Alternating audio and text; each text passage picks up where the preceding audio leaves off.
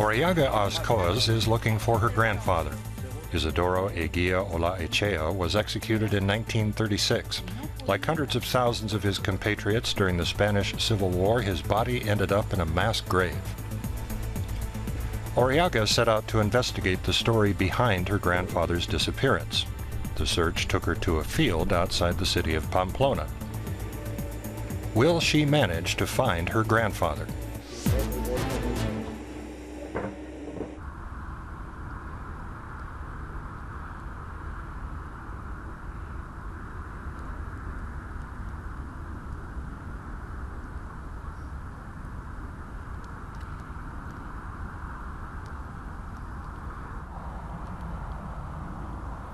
Orreaga Okotz suspects that this field is the last resting place of her grandfather Isidoro, his brother, and two other unknown people.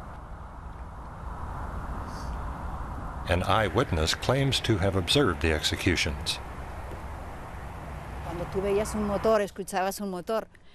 Everyone who heard the engines and saw the lights that night knew what to expect. And since it's so open here, you could hear the gunshots perfectly well from far away.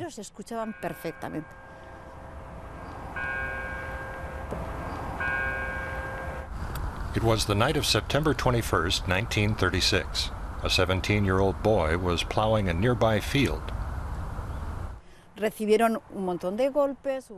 He told me they were screaming as the men beat them up. Their hands were tied behind their backs. Then they were shot in the neck from behind.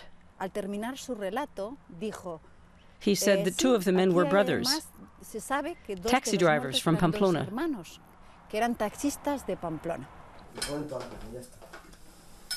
Since Orreaga began the search for her grandfather 2 years ago, her efforts have become a frequent subject of discussion in the family.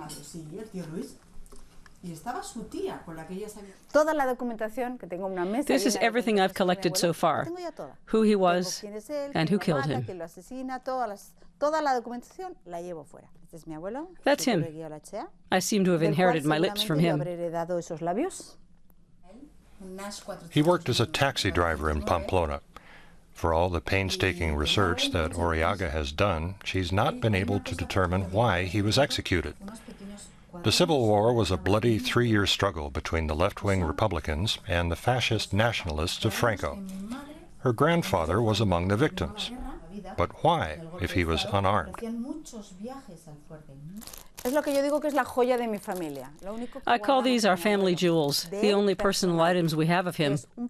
A silk scarf that my mother kept. It's embroidered with his initials.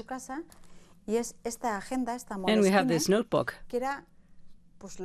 That's where he kept track of all his fares.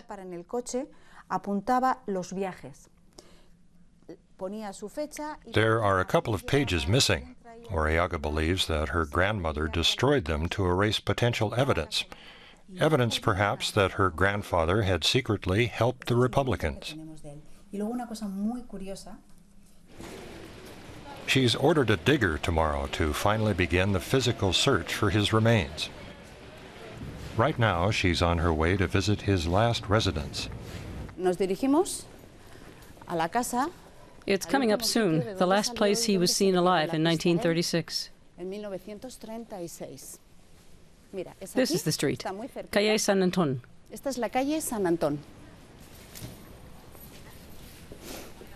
Orreaga lives just a couple of blocks away. It was here, from number 63, that armed paramilitaries took Isidoro Eguia Olaechea away on September 18, 1936. His family were left behind, powerless to intervene. Hundreds of other people in Pamplona suffered the same fate as the taxi driver, but many of their descendants prefer to put this dark chapter of Spain's history behind them. I feel very uncomfortable here. Pamplona is a small town. When I talk with friends about the Civil War, I can often tell right away from their reaction which side their family was on.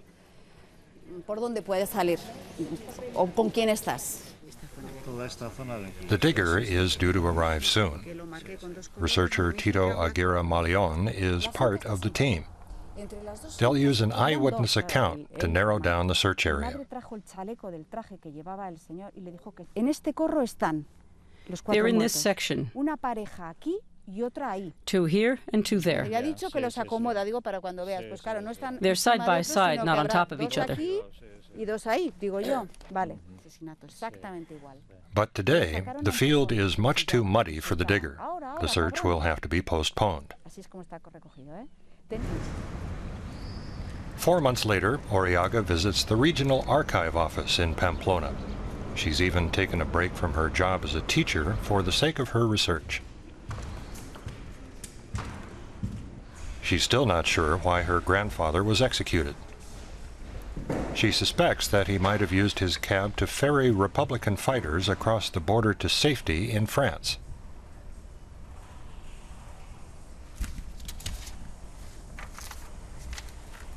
He was a native of the area, a Basque, and a fluent speaker of the language. He knew a lot of people and had a taxi. I think he made someone angry. Her research in the archives has helped families who are also looking for their lost loved ones.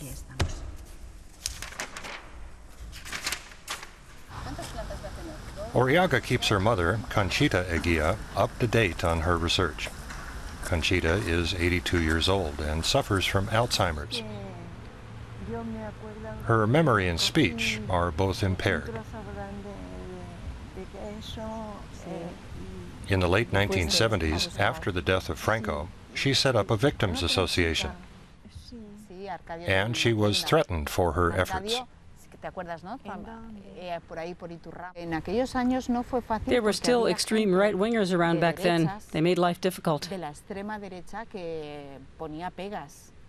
They spied on you, didn't they? Yes, they knew everything.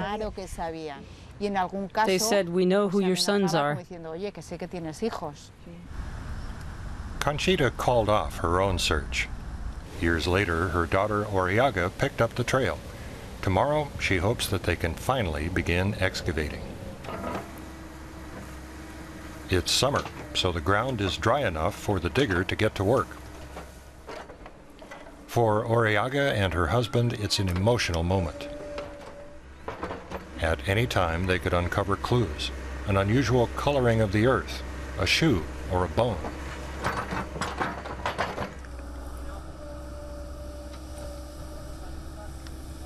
The digger spends hours plowing up the field,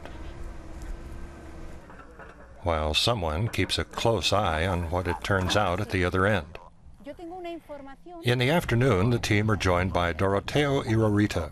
He's 97 years old and fought in the Civil War on the side of Franco.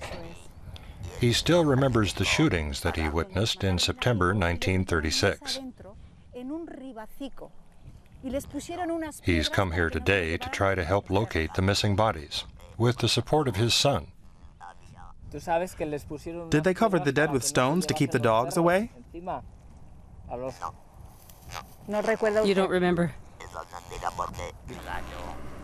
Doroteo has no new information that could help Orreaga, but she's grateful for his decision to come forward, unlike so many others. The Civil War and the Franco dictatorship that followed remained taboo for many Spaniards.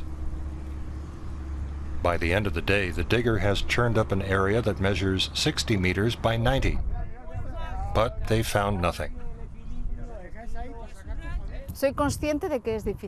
I know how difficult it is. No one knows the exact location. We don't know how many steps or meters it is from the road. But I still have hope. It's the second and final day of the search. Time is running out. But so far they've found nothing but construction site debris. Orreaga believes it may have been dumped here on purpose. It's becoming less and less likely that we'll find the victims' bodies. It really makes me angry. The people here were part of this. They knew what was going on.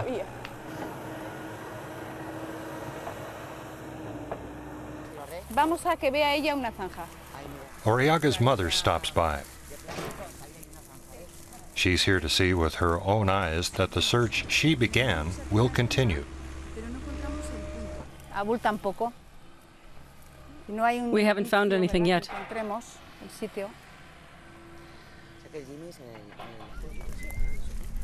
Orreaga has heard that there's another eyewitness who could provide important information, but he doesn't want to talk about it.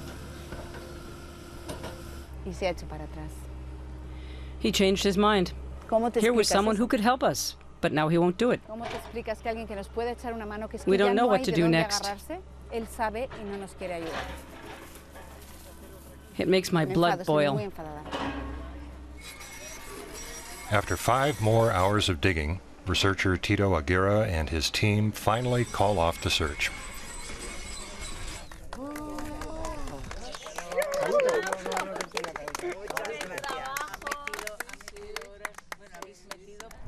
It's a real shame. We didn't find anything, but we'll keep looking. We won't give up hope.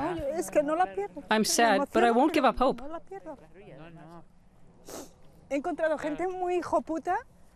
During this search, I've met some real SOBs. They don't want anything to do with me. They intentionally covered things up. But I've also met some wonderful people. And they've helped me a lot and supported me. People like you. I'll always remember that.